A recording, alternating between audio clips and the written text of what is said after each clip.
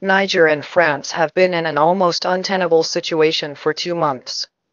Our ambassador can no longer leave the embassy. Our 1,500 soldiers can no longer leave their base. How long can it last? Listen, first of all, we are in Niger, because at the request of the countries in the region, we have been fighting against terrorism. And when I speak to you today about this issue, I think of all our soldiers who died in the Sahel for the peace of this region and to fight against terrorism.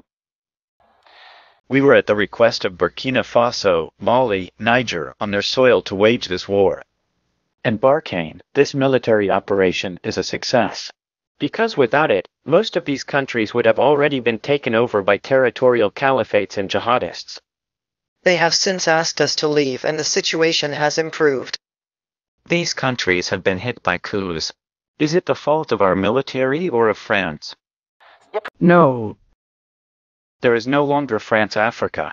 When there are coups d'état, we do not interfere in the political life of countries. That means we're only staying there. But I had President Bazoum this afternoon. Because the only legitimate authority in Niger is President Bazoum, who is elected by his people. And who is held hostage and the object of this coup d'état. Because he carried out courageous reforms and because deep down there is largely ethnic scores settling in a lot of political cowardice. I told President Bazoum, and therefore France decided to bring back its ambassador, and therefore in the coming hours our ambassador with several diplomats will return to France. And we are ending our military cooperation with the Niger Party authorities, because they no longer want to fight terrorism.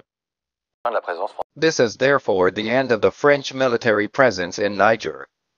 It will be organized over time, in the coming weeks, but this is the end of this cooperation.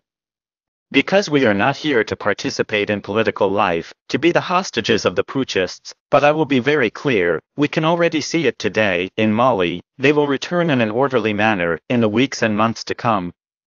And there, we will consult with the putschists because we want it to be done peacefully. But by the end of the year, we will continue to support the African continent in the fight against terrorism. That means that if we leave, it won't be good. But we only do it if it is at the request of democratically elected powers and regional authorities.